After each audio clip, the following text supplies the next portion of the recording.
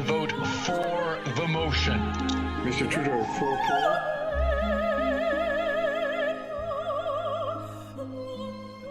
There seems to be an overabundance of wacko events in Canada these days, but who's behind them? Does capitalist democracy still work?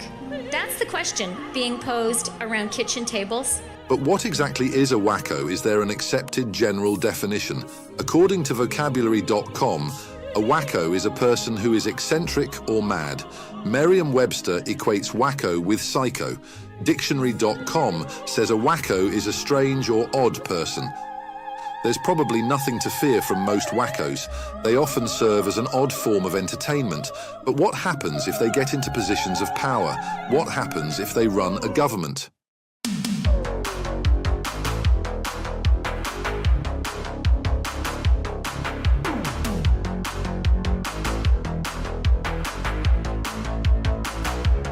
But is the Liberal government of Canada really comprised of wackos? Let's start with their leader, Justin Trudeau. He invented a new economic doctrine, wackonomics. The first rule of wackonomics: no math allowed. The economy is not numbers. The economy is people. Rent is a number. Gas, food, and home prices are numbers. Before wackonomics, humanity was stuck with old-fashioned equation. Numbers equals prices equals what people pay. Pythagoras said, numbers rule the universe, but not to worry. Wackonomics overturns the numbers. I have an inability to handle small numbers and little calculations.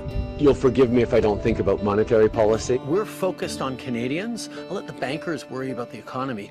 But if you use your credit card to go back to school, or if you use your credit card, you go into debt to build an expansion on your house, that is how you grow a strong economy. And if you don't like the high taxes and inflation, you just need to get with the vibes. A lot of economists have been talking about the vibe session. And maybe don't forget to say a little prayer. What do you make of that, Krista? Well, I would say amen to raising taxes. If that doesn't work, here's Freeland's financial advice to pay your bills. Canadian families are looking really closely at all of their expenses. Let's cut that Disney Plus subscription. And the budget will balance itself. Then there is the vocabulary. Maternal love is the love that's going to change the future of mankind.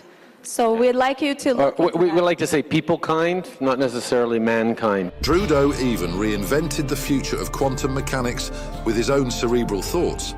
We have to rethink elements as basic as space and time. In this wacko world, attempting to ban things has become second nature. Here are a few things wackos want to ban: gas-powered cars, plastic straws, and hunting rifles.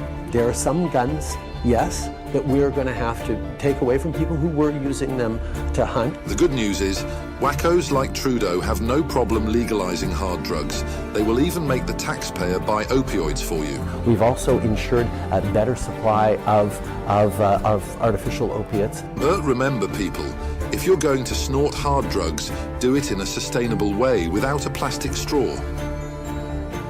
It takes a team to make a wacko world. Trudeau's closest ally, Chrystia Freeland, knows the struggle of commoners who drive to work every day. A fact that still shocks my dad is I don't actually own a car because I live in downtown Toronto. I'm like, 300 meters from the nearest subway. I walk, I take the subway. While driving around in rural Alberta last week, Chrystia Freeland was pulled over for speeding.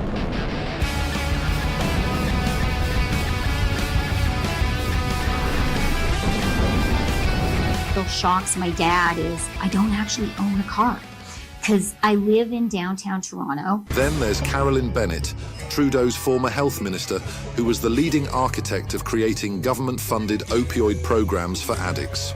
This is the person Trudeau had running our healthcare program. So just stop it and save lives!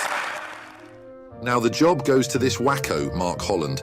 It's not unusual for him to get pissed off and go on wacko tirades. I have spent my entire life, as you have, fighting for the good in this world. And for you to accuse a good person of not caring about human life, shame on you. But good thing he knows how to let out all that energy. I was the first health minister, or probably the first member of parliament, who talked about the importance of pleasure in sex. What does it mean if sex isn't affirming of who you are and isn't pleasurable, if you don't have that as a family value? This is a man who really knows how to communicate with people. The fact that we can't talk about our elbows and knees the same way we talk about our penises and vaginas is terrible. Still, with all the love and sex and body parts, there are built up terrible memories of road trips. You can take a summer fun time vacation where you're locked in a car for 10 consecutive days, non-stop with no bathroom breaks, and the Conservatives have a plan for you to have that summertime fun. And the cost? Give up the future of the planet, right? Don't worry, kids, about climate change. Don't worry about taking action on the planet. Enjoy your 10 hours in the car and let the planet burn. And guess who flew to Paris this summer to see the Olympics? You know, I had an opportunity for my mom's 80th birthday to be away and be in the Olympics. Speaking of environmental hypocrisy, Trudeau's former Minister of Climate Change, Catherine McKenna, mastered the art of deceptive politics. Some real advice. I said that if you actually say it louder, we've learned in the House of Commons, if you repeat it, if you say it louder, if that is your talking point, people will totally believe it. People will totally believe it. This wacko even said that being opposed to Trudeau's carbon tax makes you an arsonist. When she left, a new wacko replaced her. The current Minister of Climate Change, Stephen Guilbeault, has always been a lifelong Liberal. Greenpeace is climbing the world's tallest building today to tell the world not to be fooled by the Liberal government. Wait, no, I mean socialist.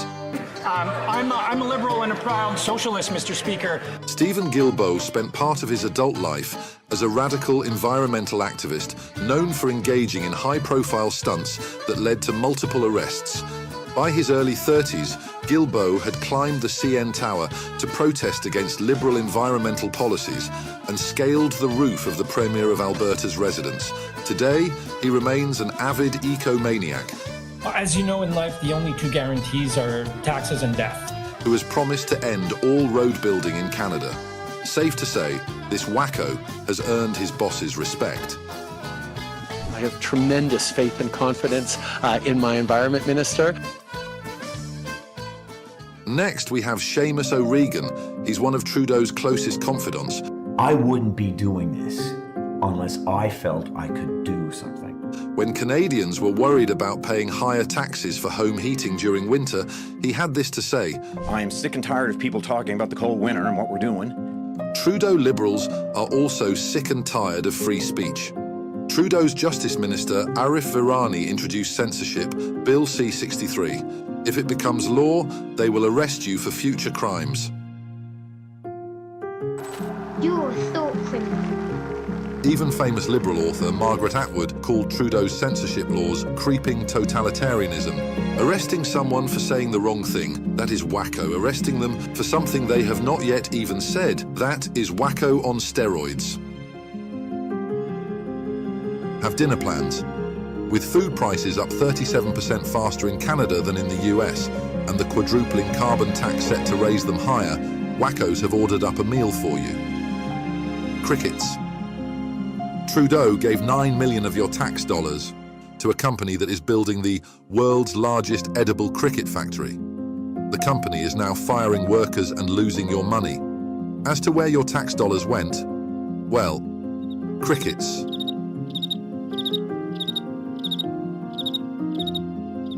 How do all these wackos end up in one government? And a Liberal member of Parliament was caught without clothes during the virtual House of Commons. They share a common need for validation from their leader, Justin Trudeau, the so-called patriarch of wackos. It's a classic case of birds of a feather flock together. As an adult, Trudeau dressed in blackface so many times he lost count.